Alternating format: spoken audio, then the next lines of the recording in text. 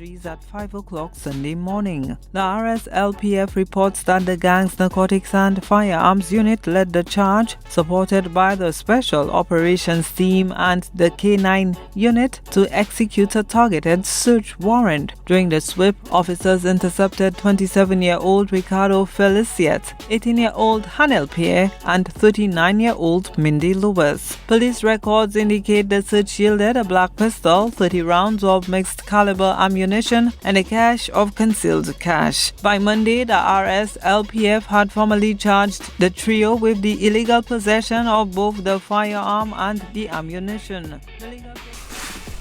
We just get to the point in this one, yeah. Yo, Ricardo, are your friend them set you up, you know?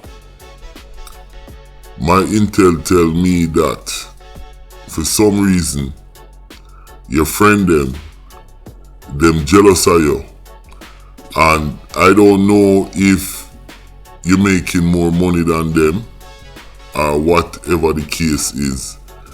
You did there try a little thing and the man them set you up. So I am just putting that out there. With that said, now we want to talk about the gang squad them. Cause the gang squad, you know, they're doing a damn good job. And I have to give them credit for that. Cause the man them a do a damn good job.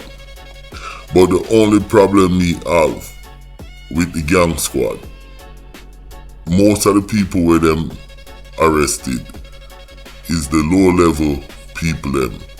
All the top level people them not getting arrested. And that's the biggest problem I have with them.